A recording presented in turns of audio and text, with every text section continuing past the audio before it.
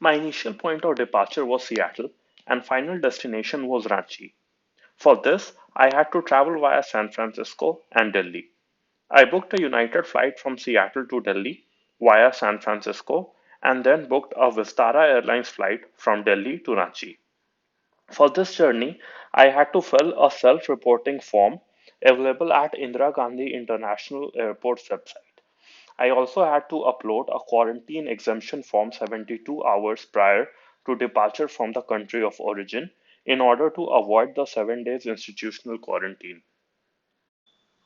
As part of your quarantine exemption form, you should submit a proof of your COVID test taken within 96 hours from the departure from the country of origin.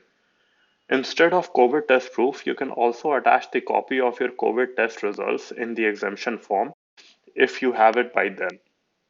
In either case, your COVID test should be conducted within 96 hours of departure from the country of origin, and the exemption form should be submitted 72 hours prior to the departure from the country of origin. If you submit a copy of test proof instead of test results as part of your exemption form, then you will get an email saying your quarantine exemption has been rejected. However, once you show the negative test result to the officials at Delhi airport, your quarantine exemption request will be accepted.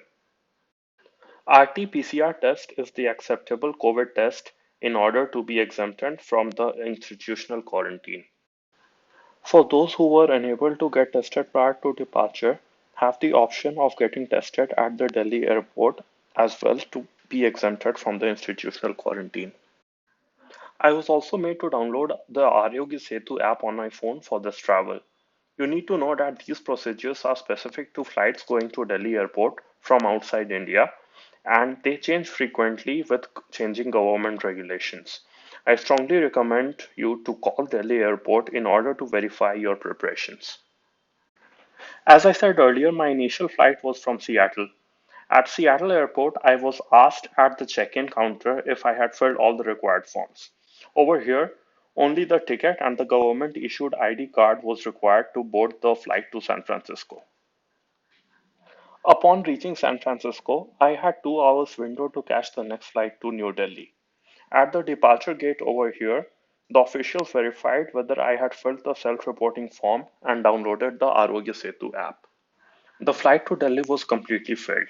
Upon arriving at Delhi, we were immediately greeted with officials and staffs who guided us for the next series of steps. Delhi airport looked gorgeous as usual.